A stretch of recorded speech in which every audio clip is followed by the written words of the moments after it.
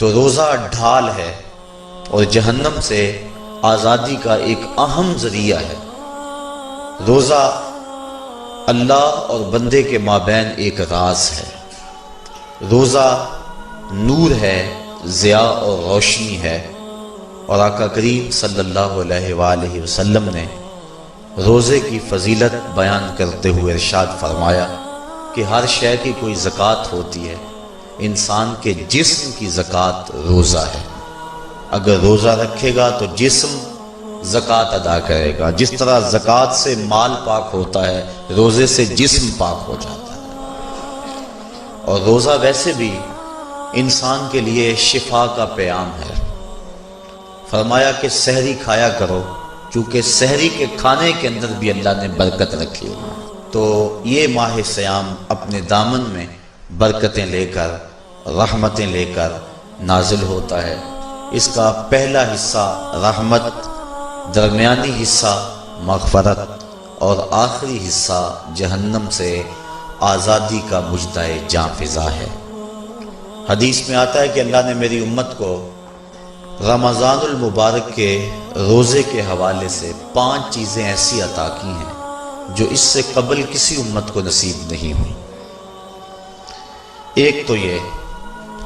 کہ رمضان المبارک کے اندر روزہ رکھنے والے کے معدے سے جو بو نکلتی ہے، اللہ کو وہ مشک سے زیادہ محبوب ہے۔ دوسری بات کہ جب ماہ سیام آتا ہے تو شیاطین کو جکڑ دیا جاتا ہے۔ تیسری بات کہ روزے دار جب تک روزے میں رہتا ہے، فرشتے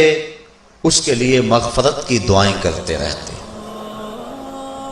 اور چوتھی بات، جب ماہ سیام کی آخری رات آتی ہے تو اس کے سارے گناہوں کو بخش دیا جاتا ہے اور اس کو جہنم سے آزادی کا پروانہ مل جاتا ہے۔ بلکہ ایک صحابی نے حضور سے عرض کی کہ آقا کریم، جو یہ جہنم سے آزادی کا پروانہ مومن کو ملتا ہے تو کیا یہ لیلۃ القدر کی رات ہے؟ تو آقا کریم نے فرمایا نہیں، جب مزدور اپنی مزدوری مکمل کرتا ہے، جب اس کی دہاڑی پوری ہو جاتی ہے تو پھر اس کو اس کا مالک کچھ دیتا ہے، تو یہ جو اس کو بخشش اور مغفرت کا مجدہ جاں فضا دیا جاتا ہے، یہ اس کی مزدوری ہے۔ اور فرمایا کہ جو لیلۃ القدر کی برکتیں اس کو حاصل ہوتی ہیں، یہ اس کے علاوہ ہیں۔ اور یہ اللہ تعالیٰ جل شانہ نے خاص کرم نوازی فرمائی بندہ مومن پر کہ اس کو یہ بابرکت رات عطا فرمائی۔ اور 5ویں فضیلت جو اس کو دی گئی روزہ دار کو، اور حضور سے قبل جو امتوں میں لوگ روزے رکھتے تھے، یہ فضیلتیں ان کو نہیں عطا کی گئی۔ جنت کو پورا ماہ مومن کے لیے آراستہ و پیراستہ کیا جاتا ہے۔ حضرت ابو ہریرہ رضی اللہ تعالی عنہ سے ایک روایت مروی ہے جس کو امام بخاری اور امام مسلم نے روایت کیا کہ آقا کریم علیہ السلام نے ارشاد فرمایا، قال اللہ عز وجل، اللہ جل شانہ ارشاد فرماتا ہے، کل عمل ابن آدم لہو، ابن آدم کا ہر عمل اسی کے لیے ہے، الا الصوم فإنہ لی، ہاں مگر روزہ ہے جو وہ میرے لیے رکھتا ہے، وأنا أجزی بہ، اور اس کی جزا میں اسے دوں گا، والصیام جنۃ، اور سیام روزہ ڈھال ہے، فإذا کان یوم صوم احدکم فلا یرفث ولا یصخب، فَإِن صَابَّهُ أَحَدٌ أَوْ قَاتَلَهُ فَلْيَقُلْ إِنِّي صَائِمٌ إِنِّي صَائِمٌ وَالَّذِي نَفْسُ مُحَمَّدٍ بِيَدِهِ لَخُلُوفُ فَمِ الصَّائِمِ أَطْيَبُ عِندَ اللَّهِ مِن رِّيحِ الْمِسْكِ لِلصَّائِمِ فَرْحَتَانِ يَفْرَحُهُمَا إِذَا أَفْطَرَ فَرِحَ بِفِطْرِهِ وَإِذَا لَقِيَ رَبَّهُ فَرِحَ بِصَوْمِهِ۔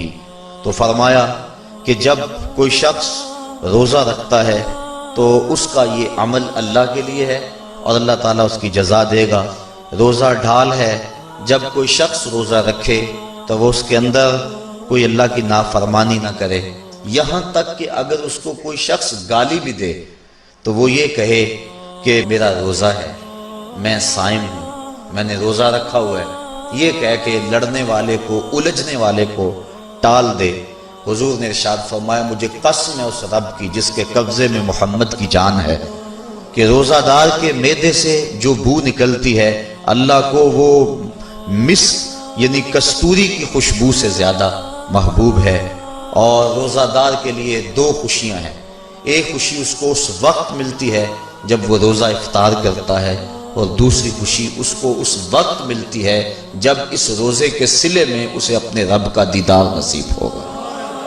یہ بات ذہن میں رکھیں کہ اس دنیا پر سب سے بڑی دولت جو حضرت انسان کو دی گئی ہے وہ دولت ایمان ہے، اور قیامت کے دن سب سے بڑی دولت جو اہل ایمان کو دی جائے گی وہ اللہ تعالیٰ کا دیدار ہوگا۔ جنت کے حور و قصور، جنت کے محلات، جنت کی عالی نصب نعمتیں، دنیا کی کوئی دولت اور دنیا کی کوئی نعمت جنت کی کسی نعمت کا مقابلہ نہیں کر سکتی، لیکن جنت والے جنت میں جا کر جس نعمت کو سب سے بڑا سمجھیں گے، اور وہ ہوگی بھی حقیقت میں سب سے بڑی نعمت، ایسی نعمت کہ اس نعمت کے ملنے پہ باقی ساری نعمتوں کو بھول جائیں گے، وہ یہ ہے کہ رب اپنے رخ کرم سے پردہ ہٹا دے گا اور ان کو اپنا دیدار عطا فرما دے گا۔ تو یہ سب سے بڑی دولت جو مومن کو آخرت میں نصیب ہوگی یہ روزے کے صلے میں نصیب ہوگی، یہ روزے کا وہ ثمر ہے، یہ روزے کا وہ پھل ہے جو اللہ اہل ایمان کو قیامت کے دن عطا فرمائے گا۔